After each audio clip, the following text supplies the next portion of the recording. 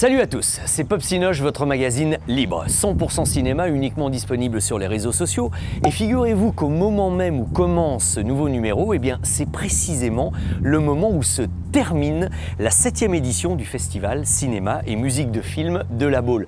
Évidemment, vous verrez aujourd'hui quelques images des moments les plus marquants de cette 7e édition extrêmement qualitative. Et ceci entre deux interviews exclusives aujourd'hui. Nous mettrons en avant le cinéma d'hier avec le mythique producteur de cinéma Norbert Saada et le cinéma d'aujourd'hui avec en l'occurrence Alexandre Astier qui devrait nous donner plein de secrets sur son dernier Kaamelott au cinéma. Joli programme dans votre Popsinoche numéro 22.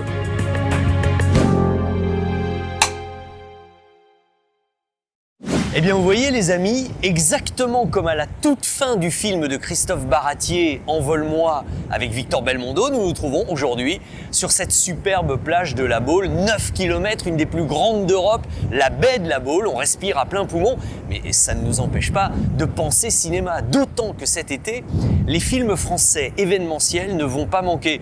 Je peux vous citer bien sûr début août, OSS 117, le petit dernier avec Jean Dujardin, réalisé par Nicolas Bedos. Il y a aussi un petit peu plus tard, et je l'ai vu, j'ai adoré, Eiffel, avec Romain Duris. Mais dans l'immédiat, ce qui nous intéresse, c'est Kaamelott. Premier volet, et aujourd'hui, bande de petits vénards, c'est Alexandre Astier, en personne, le compositeur de la musique, le réalisateur et en même temps l'acteur, qui va vous révéler quelques secrets sur ce film très attendu. Allons-y.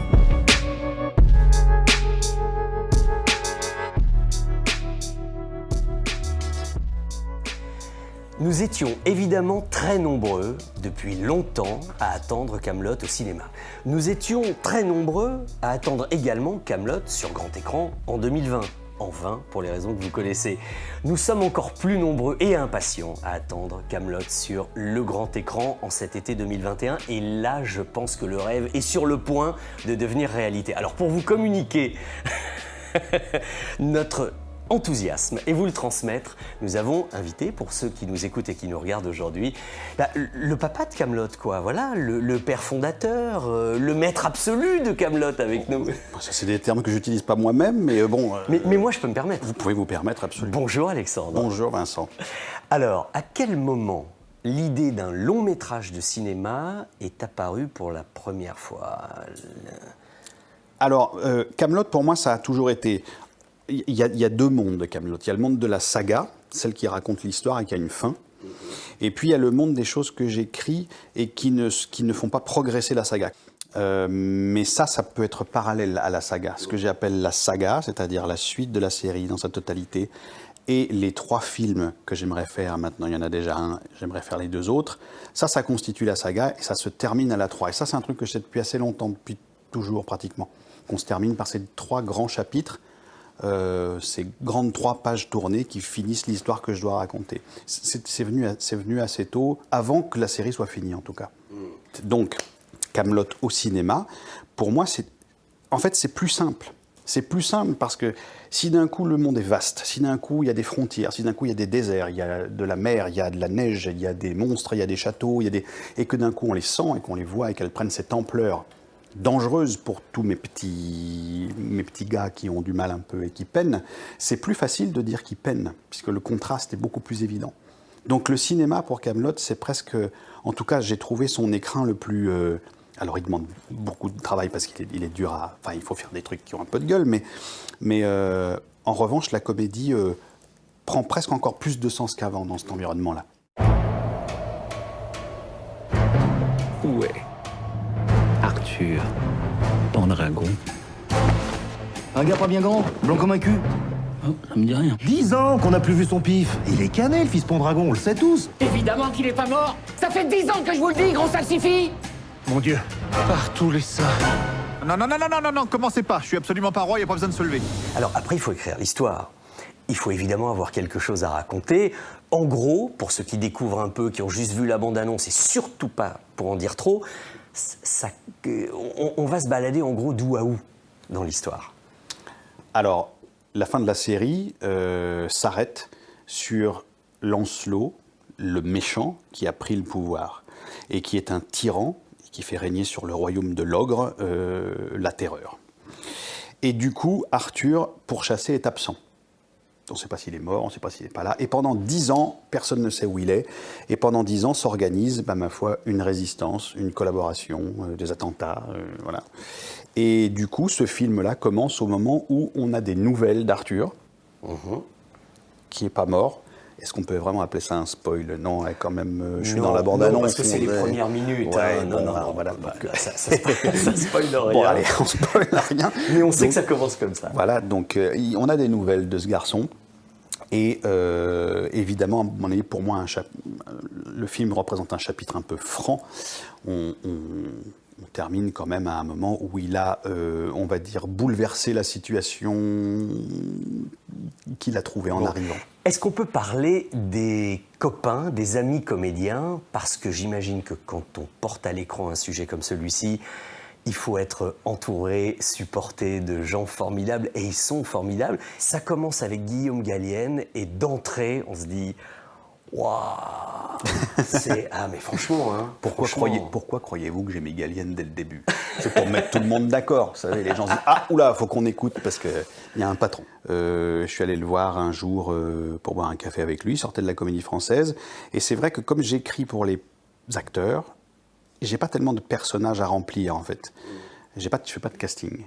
Donc j'ai quand même besoin de leur accord un peu à l'aveugle. C'est-à-dire qu'il faut demander à Guillaume Gallienne, est-ce que tu veux venir travailler avec moi? Mais et il n'a pas plus en moi. Oui, parce que si jamais il me demande, mais oui, fais-moi lire quelque chose, je suis bien embêté, j'ai rien.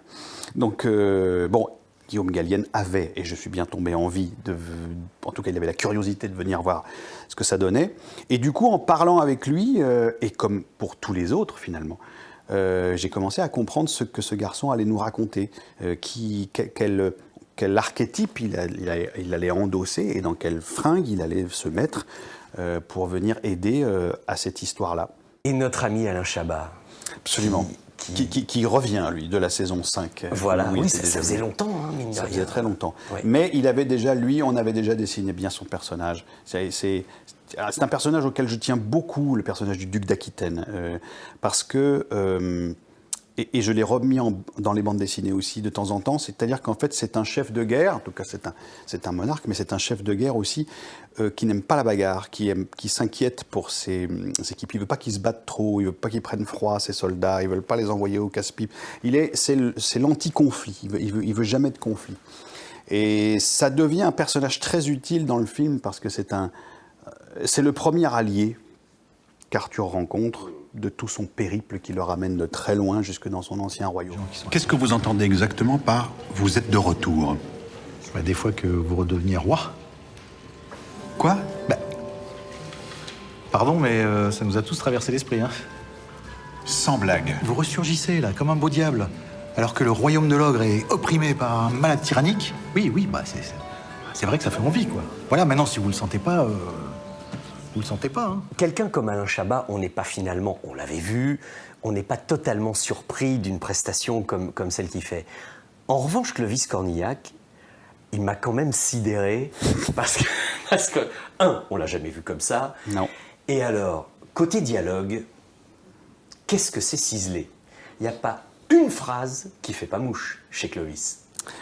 Le truc, c'est que Clovis... je l'ai déjà vu sortir de très belles choses chez les autres. Des trucs, il a cette façon comme ça de les balancer sans trop leur donner une couche psychologique. C'est-à-dire qu'il sait balancer, il sait envoyer ces choses-là. Donc évidemment, ça file envie de lui écrire des choses très renfrognées, un peu. C'est des petites lames de couteau à chaque fois qu'il envoie lui. Et peut-être pas trop gouré, ça lui a plu. Je crois que ça lui a plu de dire ça. Il y aurait moyen de réduire la voilure sur la connerie? Le fils Pendragon est de retour. Ah bah qu'il vienne. Il faut tuer Arthur. Vous savez pas faire ça? Entraîner les troupes? Il n'était pas question de laisser la musique à quelqu'un d'autre? Ah non. Non. Oh non, oh bah non. Philippe Rombier est rentré chez lui. Mais Philippe mais non, mais c'est Philippe Rombier. J'adore Philippe Rombier. Il est bien meilleur que moi d'ailleurs. Mais je veux dire, on s'en fout. C'est mon. Ah non, non, non, non. Ne m'enlevez pas ça, s'il vous plaît. Ne m'enlevez pas ça. Oui, mais quand même, vous étiez conscient que là, c'était un gros chantier là, parce que oui, musique, c'est une heure de symphonie. C'est une heure de symphonie. C'est capital. Donc, il n'y a pas un moment donné où vous vous êtes dit, oh putain. Ah si. Ah non, si la nature de votre question, cher Vincent, si la nature de votre question c'est est-ce que je me suis déjà dit oh putain, je pense que je me le suis dit 1 million de fois entre le début et la fin de la production, parce qu'effectivement si je me disais waouh, vous savez, c'est ce genre de travaux-là, tant que vous êtes caillou après caillou, ça vous paraît pas gros, mais si vous commencez à regarder le mur qui vous reste à construire, ça vous arrêtez. Oui. Mais la musique, je pense que c'est pratiquement mon étape la plus heureuse du film. Ah oui. Ah oui. Parce et que, pourquoi ? Alors il y a eu un gros travail solitaire, parce que bon, il y a eu la composition bien entendu, mais il y a eu l'orchestration qui est presque beaucoup plus chronophage. Oui, parce que je précise, vous orchestrez. Oui. Et puis après, il y a l'Orchestre National de Lyon, il y a ces jours qu'on passe à enregistrer cette musique, à la laisser diriger par Frank Strobel qui a pris la direction sur cette étape-là, à la mixer, à l'entendre, à écouter, à essayer de chercher la meilleure façon de faire ci, de faire mi. Et ces quelques jours que j'ai passés à l'enregistrement de la musique du film sont vraiment des jours dont je garde un souvenir merveilleux. Vraiment.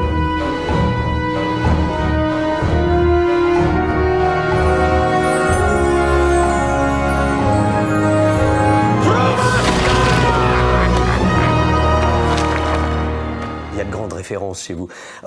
Il y a JW, un petit peu, John Williams. Un petit peu, misère, non, pas un petit peu. C'est l'ultra patron pour moi, John Williams. Alors, je sais qu'il y a des écoles un peu comme ça. Il y a des gens qui préfèrent Zimmer, des gens qui préfèrent. Moi, c'est Williams sans aucune hésitation. Et puis, avec un homme comme celui-ci, avec Sting, on parle de musique ? Ou on parle que de cinéma, ou on parle que de son rôle. Alors, le camarade Sting, quand il a un français très, très approximatif, donc quand je lui ai proposé de jouer en français, ma foi, ça l'a intéressé, certainement rendu curieux pour le challenge aussi. Donc en fait, il avait ses répliques enregistrées sur son téléphone, que je lui avais faites, moi, pour qu'il les travaille, et pour qu'il travaille le ton et tout ça. Il posait beaucoup de questions sur le sens de ce que lui répondaient ses camarades comédiens en face de lui, ou moi-même quand je jouais avec lui. Il s'accordait, c'est un type il est arrivé, alors évidemment quand il arrive sur un plateau, il a une aura ce garçon, parce que je pense qu'il doit faire 50 cm de plus que moi, bon vous me direz c'est pas dur, mais si, il le fait, il y a un côté, bon évidemment, il arrive sur un plateau, il impose quand même quelque chose d'énorme. Il y a 50 ans de tube, il y a un son, voilà. Il est Sting. Et une classe à lui en plus de ça, et du coup, tout ça s'est transformé en la présence extrêmement pudique et discrète d'un garçon très travailleur, pointilleux, méticuleux, qui s'occupe de bien faire les choses au mieux, et effectivement, qui a besoin de choses de musicien, qui a besoin d'entendre le rythme, qui a besoin d'entendre le dessin de sa réplique, qui a besoin qu'on parle du temps de la pause qu'il va prendre pour profiter de telle chose avant de repartir, etc. Donc, complètement, il travaille comme un musicien. Ah oui, donc on est vraiment dedans. Décidément, Kaamelott est vraiment un film d'acteur et de musicien, non ? C'est un beau compliment. Non, parce que moi, quand je lance,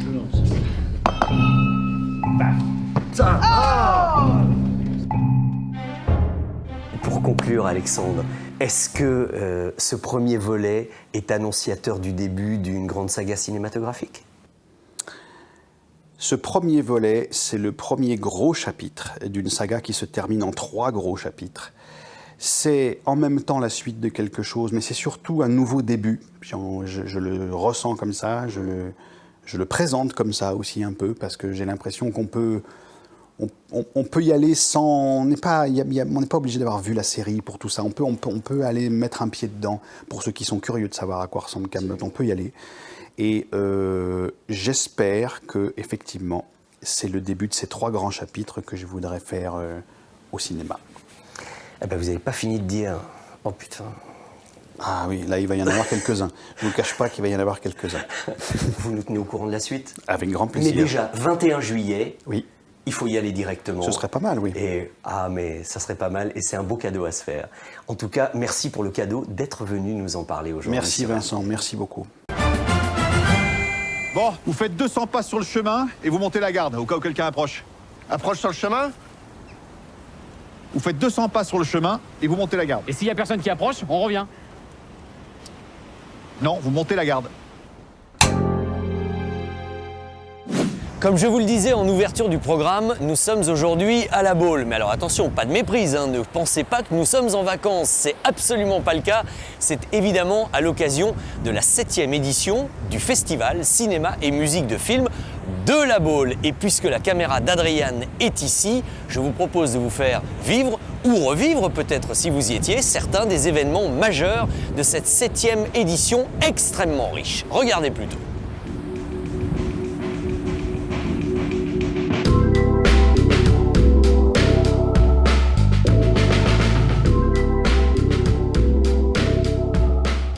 À l'initiative de Christophe Baratier et Sam Bobino, le festival Cinéma et Musique de Film s'est finalement tenu cette année avec toujours plus de bons films, d'avant-premières, de masterclass, de projections et de rencontres avec le public. Suivez le guide. Bonsoir à toutes et à tous et bienvenue à la soirée de clôture du 7e festival du cinéma et musique de film de La Baule. Alors difficile l'année dernière essentiellement, hein, puisqu'on a dû annuler évidemment, reporter le festival et finalement c'est un mal pour un bien, puisque ça nous a permis de le repositionner sur une date beaucoup plus clémente le mois de juin, qui correspond finalement plus à l'image qu'on se fait d'une belle station balnéaire comme La Baule. On a une sélection de films qui ouvre la saison à venir. Voilà, donc c'est à la fois la conclusion d'une année scolaire, mais en même temps d'une année de cinéma qui commence, donc c'est une bonne date. Merci de votre présence, vous allez avoir un très beau concert et j'espère aussi, et c'est sûr, une très belle remise de prix qui va récompenser une sélection de grande qualité. Merci à tous. Super sélection, vraiment, et c'est pas parce que voilà, mais très très belle sélection avec des films qui nous ont énormément touchés. Et particulièrement un qui est incroyable, qui est ce documentaire qui s'appelle Celui que j'attendais. Et pourtant, Dieu sait si cette sélection était émouvante. Mais voilà, il y en a un qui s'est détaché, très particulier, très beau. Et je dois dire que tous les membres du jury ont pleuré à chaudes larmes. Comme vous le savez, le Festival de La Baule, ça reste un festival de cinéma et de musique de film. Donc voilà, notre événement fort, c'est toujours le grand concert du samedi soir. Hier, un fabuleux concert de Philippe Sard avec orchestre. Et voilà, nous réfléchissons à l'année prochaine. J'ai eu de la chance d'être là parce que j'ai assisté à un concert incroyable de Philippe Sard, quelque chose qui n'avait jamais été produit sur scène et qui, je pense, ne sera pas reproduit. Et donc j'ai eu l'impression et le sentiment et la chance de vivre un moment unique.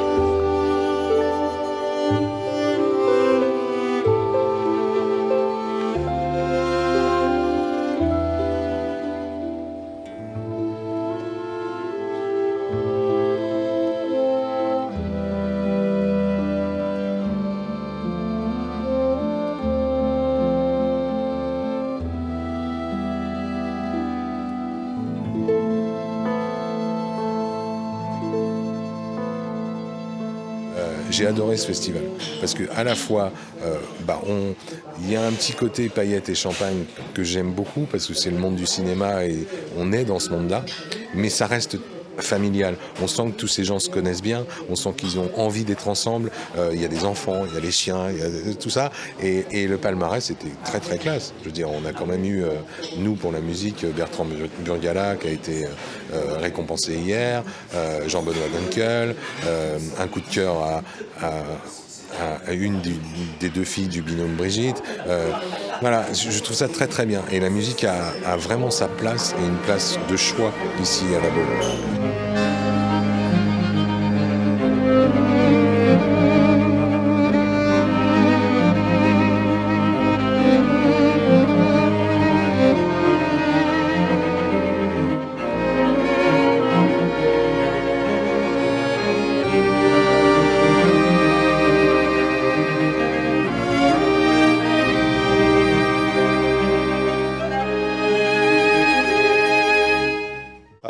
Comme on le dit souvent, la musique c'est le troisième auteur d'un film, hein, après le réalisateur et le scénariste. C'est vrai que la musique n'est pas toujours valorisée à juste titre. Alors naturellement, on a la reconnaissance de très très grands compositeurs mondiaux, hein, John Williams, etc., Ennio Morricone, tous ces grands compositeurs sont très identifiés, mais c'est vrai que parfois cette reconnaissance n'est pas toujours une évidence. Plus que jamais, on en est plutôt ravis d'ailleurs, depuis un certain nombre d'années, les ciné-concerts, tout ça devient de plus en plus à la mode, populaire, donc on a finalement mis un éclairage sur la musique de film.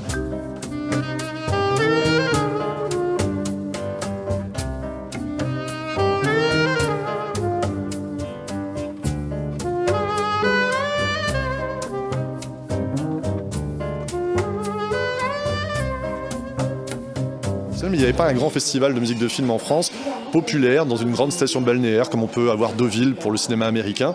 Et on a eu cette opportunité de faire cela à la Baule avec Christophe Baratier, qui, comme vous le savez, a un ADN très fort au niveau de la musique, parce qu'il aurait dû être musicien s'il n'avait pas été réalisateur.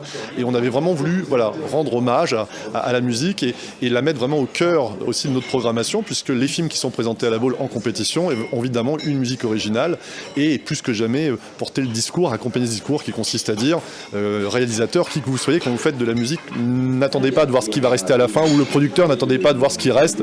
La musique, c'est prioritaire, et d'ailleurs on le sait très bien, puisque souvent les plus beaux souvenirs d'un film sont autant une musique qu'une image. Enfin, moi je me souviens de grands films, parfois j'ai oublié certaines séquences, mais la musique elle reste très, très ancrée.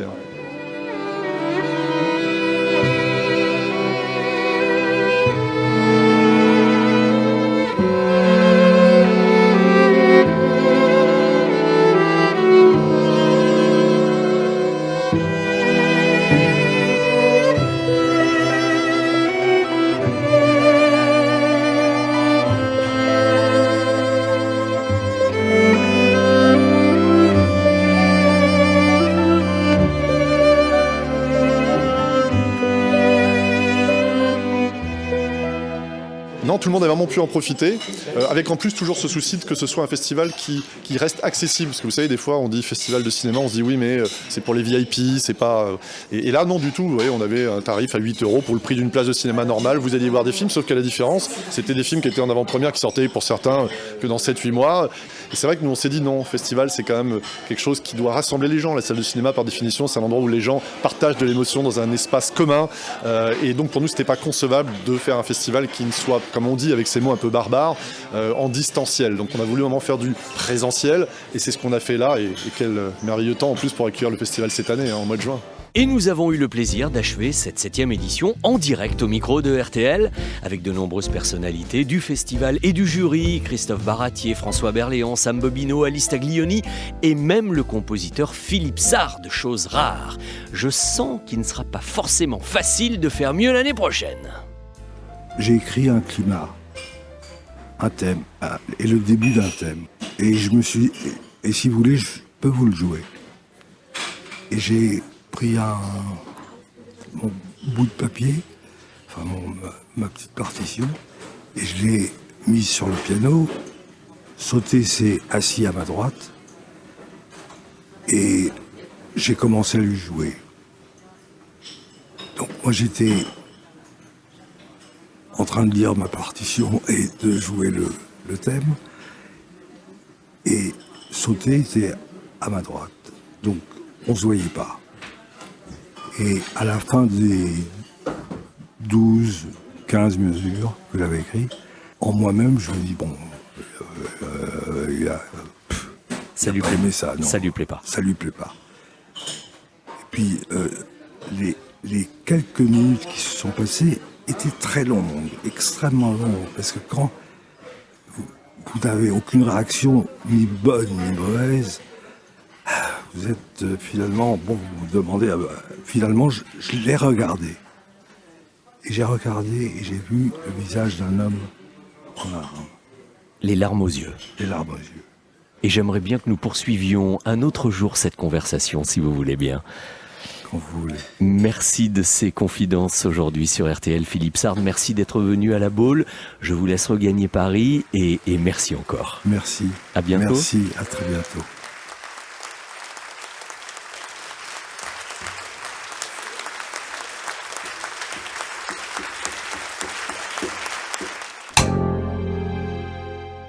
Ça, je ne vous avais pas menti, nous avons passé d'excellents moments à ce festival, comme en témoignent les images que vous venez de voir. Et puis alors, figurez-vous qu'en plus, ça nous a donné une idée, histoire de ne pas se quitter complètement durant cet été. Et puisque nous parlons de musique de film, Adriane et moi avons eu l'idée de vous proposer nos musiques de films préférées.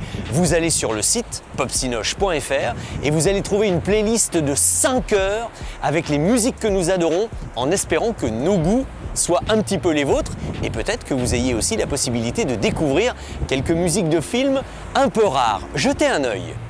Et puisque nous parlons de festival de cinéma, vous avez remarqué qu'enfin on peut tomber un petit peu les masques, bas les masques. Et ça veut dire que c'est aussi la renaissance des festivals de cinéma. Alors, entre-temps, à l'heure où vous nous regardez, le festival de La Baule est terminé, le festival de Cannes est probablement fini également. Et puis, il y avait le festival de Cabourg. Figurez-vous qu'un de nos abonnés, Jean Renaud, était notre envoyé spécial au festival de Cabourg. Il a fait des photos magnifiques et nous vous proposons maintenant de les partager avec vous. Merci beaucoup, Jean Renaud.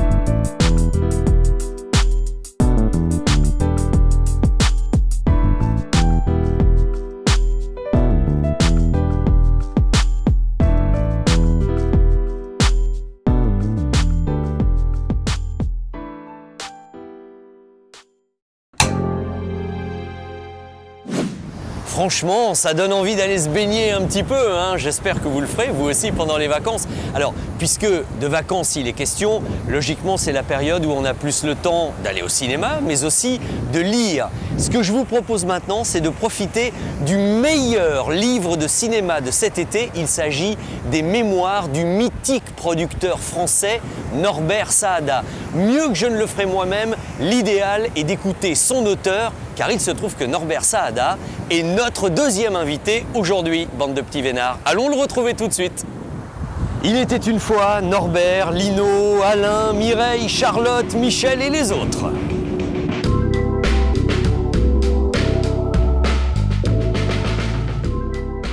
D'abord, bonjour et merci d'être avec nous, Norbert Saada. C'est moi qui vous remercie. Si je vous dis, Norbert Saada, que vous êtes peut-être aujourd'hui le dernier grand représentant, grand dinosaure des producteurs français, est-ce que vous êtes conscient que je vous fais un compliment ?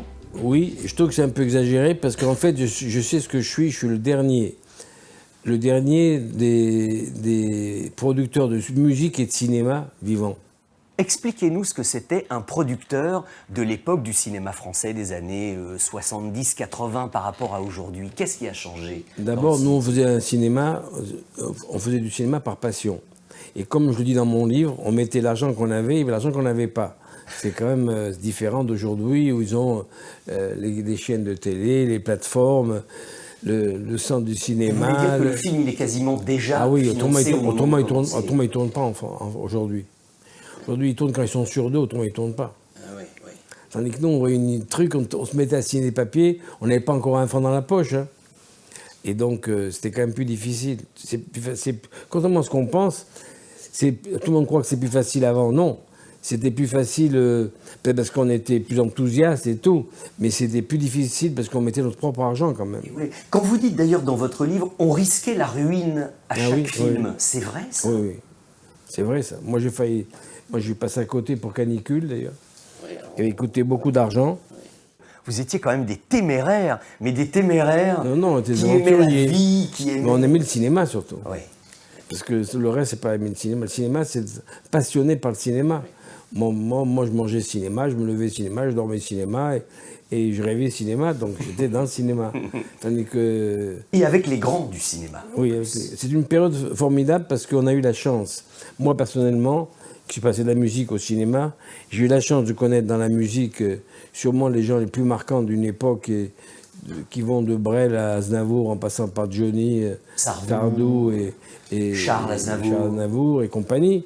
Et puis après, dans le cinéma, Delon, Léo Ventura, Michel Piccoli, enfin tous les grands. Donc on a eu cette chance. Alors justement, Norbert Saada, nous sommes ici dans une émission de cinéma. Oui, mon cher Toute la monsieur. première partie de votre livre, elle concerne la musique. Donc moi, ça commence à m'intéresser particulièrement au moment où vous avez des velléités de devenir producteur. Vous voulez entrer dans le monde du cinéma alors que vous êtes une star de la production musicale. Le premier détonateur, c'était Eddie Barclay. Parce que si Eddie Barclay m'avait pas engagé un jour en disant « viens chez moi comme directeur artistique », je ne pense pas que j'aurais fait ni de cinéma ni de musique. Le vrai détonateur, c'était Eddie Barclay. D'accord. Après Delon et Léon, c'est autre chose. Léon, je l'ai connu parce que je voulais le connaître. Moi, je suis allé au Flanc le voir, je ne connaissais pas. Hein. Ah ouais, vous êtes comme ça, vous? Ah ouais, je suis allé le voir, je lui ai dit, écoutez, Sergio, on s'est se marrer, il m'a invité à dîner. Et puis, par hasard de la vie, on avait les mêmes passions pour les mêmes films. On a parlé 2 heures de tous les films qu'on aimait, pourquoi on aimait celui-là, pourquoi on n'aimait pas celui-là. Les acteurs, pareil. Et après, on ne s'est plus quitté jusqu'à sa mort, voilà. Mais ce qui est étonnant, c'est que vous aviez le pied à l'étrier quasiment tout de suite, parce que vous êtes sur Il était une fois la Révolution. Moi, je vois quand même une photo, vous êtes assis à côté de James Coburn, là, en coulisses. Mais j'ai appris beaucoup avec Sergio, parce qu'il avait une chose pour lui, c'est qu'il connaissait tous les métiers du cinéma mieux que tout le monde. Et il me fascinait, parce que les costumes, il savait ce qu'il voulait, les décors, il savait ce qu'il voulait. C'était un personnage extraordinaire.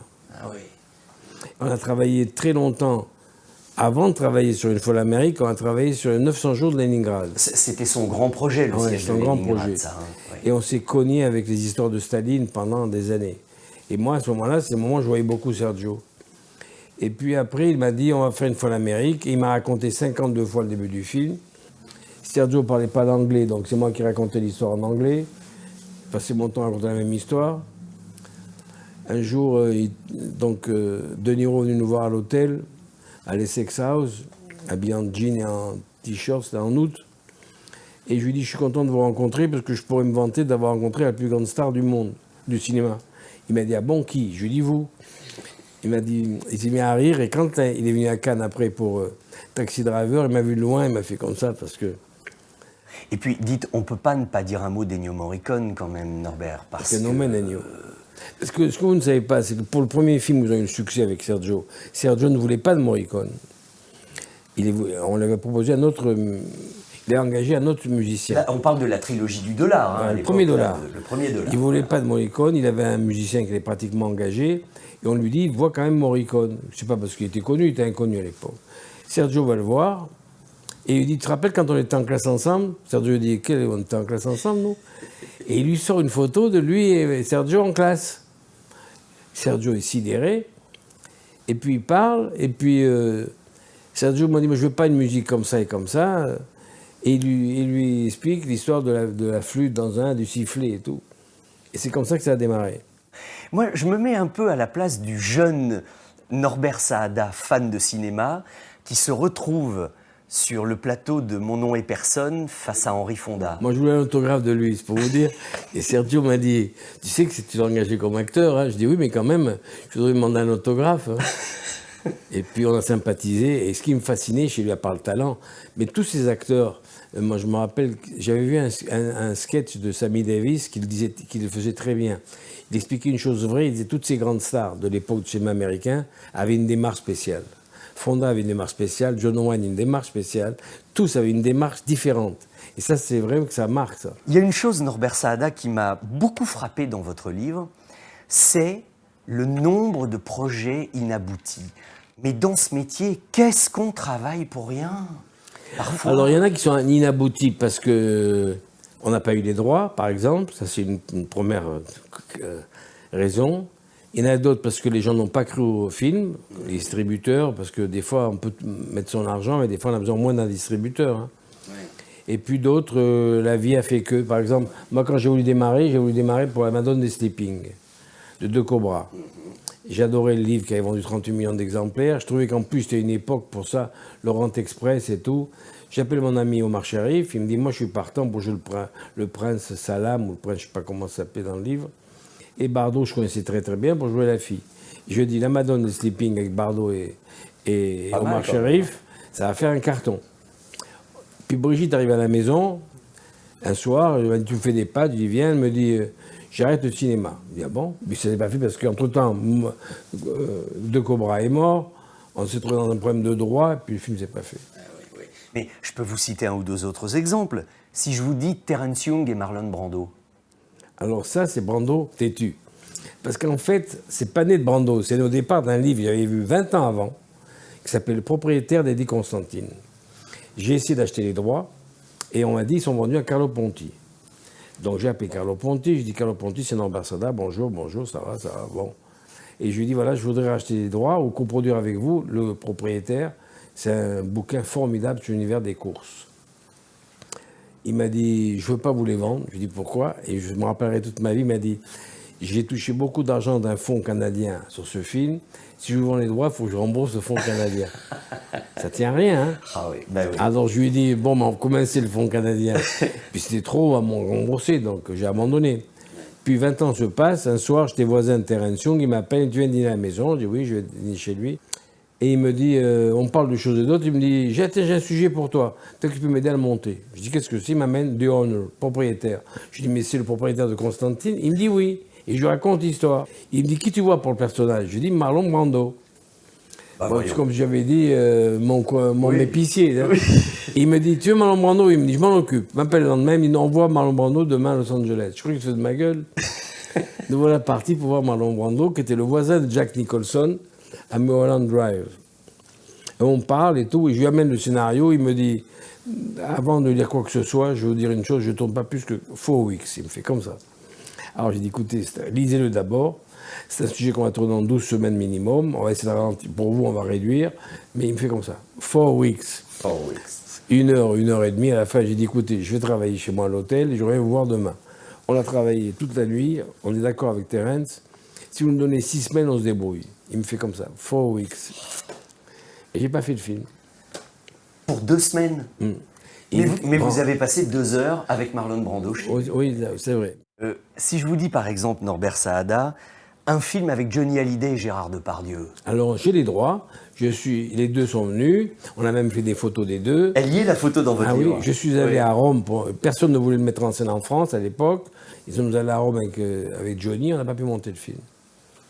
Parce que les gens à l'époque ne voulaient pas Johnny Hallyday au cinéma. Hein. Ah oui, c'est arrivé après. Mais oui. Il y avait Depardieu quand même. Oui, mais enfin, ils ne comprenaient pas ce qu'on faisait avec Depardieu et Johnny. Oui. Bon, ça c'est 2-3 parenthèses de choses qui ne se sont pas faites. Parlons plutôt des choses qui se sont faites, Norbert Saada. Quand vous revoyez cette affiche-là, oui. Celle de Mort d'un pourri. J'adore ce film. Je l'ai revu il y a un mois à la télé. Qu'est-ce qu'il est d'actualité en plus sur la politique? Il a 20 ans d'avance ce film. Ah ouais. Je voulais un casting particulier, qui est celui-là, d'accord? Je vais voir Alain, je dis Alain, j'ai une idée, il me dit qu'est-ce qu'il y a du tel casting? Je lui donne toute la liste. Il me dit écoute, non, ça la moitié, je me fais curer. Mais je vais te signer ça. Donc je pars, très content, j'appelle tout le monde, et tout le monde me dit oui, sauf Max von Sydow. C'était Max von Sydow qui devait jouer, pas Klaus Kinski. Ah. Il vient à Paris, je déjeune avec lui, Lautner. Il me dit j'adore le projet, patati, on n'avait rien d'écrit en plus, hein. Parce qu'il faut les vendre quand on n'a pas écrit les films. Ben oui, c'est ça. Parce que quand on a vendu, c'est facile quand on n'a pas vendu. Et il me dit, telle date, je peux pas. Il ne tournait pas 3 jours de Condor, il tournait autre chose, je crois. On se trouve sans Max von Sydow. J'ai dit à Georges, je vais perdre mon pari quand même, c'est un peu con. Donc, un pari avec Alain Delon, perdu comme ça. Et je dis, j'ai une idée, j'ai connu grâce à Sergio Klaus Kinski, je vais appeler Klaus, qui avait fait tous les premiers films de Leone. Oui, de Sergio Leone. On l'appelle Klaus, c'est un type cynique, hein, Klaus. Il me dit, je vais venir jouer, tout ça. Quelle date? Telle date à telle date. J'appelle Georges, je dis, Georges, on a un problème, c'est que Klaus, il vient de telle date à telle date, on n'a pas encore de scénario. Donc j'appelle Audiard, je dis, Michel, tu es sûr du scénario que tu écris? Il m'a dit oui. Genre, est-ce que tu peux écrire cette scène-là, les 2 scènes où il y a Klaus Kinski? Elles sont au milieu du film. Donc, même pas te planter, parce qu'une fois qu'on a tourné ça, il s'en va. Ah ouais, puis il faut que ce soit raccord avec le reste. Il m'a dit, Norbert, ne t'inquiète pas, je les écris. Bon. J'ai un peu les jetons, j'ai dit, bon, 2 jours. Il a fait les 2 jours, on a tout raccordé après. Monsieur Maréchal, le climat politique actuel n'est pas bon. Et vos récentes publications ne peuvent que nuire aux intérêts de votre pays. Mon pays, vous n'en avez rien à foutre. C'est exact. Les autres pays non plus, d'ailleurs. En attendant qu'il s'installe l'international des prolos, on a mis en place l'international du pognon. C'est un peu plus sérieux, croyez-moi. Des mots comme belligérant ou allié n'ont plus de sens. Nous n'avons plus d'amis. Nous avons des partenaires. Bon, je pense que vous avez compris que depuis le début de notre conversation, on a dû parler de 10-12 anecdotes, il doit y en avoir 2000 dans le livre. Je crois pas, mais enfin, pourquoi pas? Oh, écoutez, mais il y a beaucoup d'histoires magnifiques, et ce qu'il faut maintenant, c'est que vous achetiez le livre et vous le lisiez. Nous, on était là pour vous leur donner un petit peu envie, cher Norbert. Hein. Merci beaucoup, mon cher. Mais non, mais voilà, il était une fois la Révolution, mort d'un pourri, on ne meurt que 2 fois, canicule, l'addition, le Et quand je vois ça comme ça me remonte le moral. C'est vrai? Oui, c'est sûr, parce que je me suis dit, finalement, j'en ai fait des trucs pas mal, voilà. Et alors, on peut espérer que le métier reprenne, Norbert, ou est-ce que vous avez définitivement... Écoutez, pas une coïncidence de la vie. J'ai pas fait de film pendant quelques années, quand même. Oui, vous disiez que vous étiez en décalage avec le cinéma je sais pas, moi, je sais pas mon univers. Le cinéma, c'est d'abord avoir un univers, comme la chanson, d'ailleurs. Et comme c'était pas mon univers, j'ai pas voulu continuer. Et puis, un jour, Pascal Praud m'a appelé un matin. Pascal Pascal oui, Praud, et comme je le connais très peu, j'étais très étonné. Il me donne un conseil de faire un film avec Michel et Dutronc, un film inspiré d'un grand classique français. Oui. J'ai appelé Eddy et Jacques Dutronc, qui ont tout de suite dit oui, Pierre Richard aussi, et nous voilà repartis. On vient d'avoir le premier scénario, on écrit un scénario définitif. J'espère qu'on va le tourner début d'année prochaine. Voilà. Merci de la confiance et du plaisir que vous nous faites de nous raconter ce cinéma qu'on adore. Merci. Vous êtes conscient qu'il y a une grande nostalgie sur tous ces films-là, quand même, des oui, spectateurs. Moi j'ai la nostalgie, mais est-ce que le public a la nostalgie? Vous croyez? Oh oui. Que Dieu vous entende. et merci à lui de nous avoir mis face à face aujourd'hui. Merci Norbert. Vincent. Merci Vincent. À bientôt. À bientôt, oui. Ça y est, il est maintenant l'heure de quitter le festival du cinéma et musique de film de La Baule qui nous a vraiment accueillis très très chaleureusement, et puis l'heure quand même de vous souhaiter à tous d'excellentes vacances après une émission dans laquelle, c'est le moins qu'on puisse dire, il y avait beaucoup de beau monde. Évidemment, nous ne vous quittons pas, continuez à aller au cinéma, c'est sécure, allez voir plein de films, nous en reparlerons à la rentrée. À tous, excellentes vacances, et comme toujours, Pop Sinoche reste avec vous. Bye.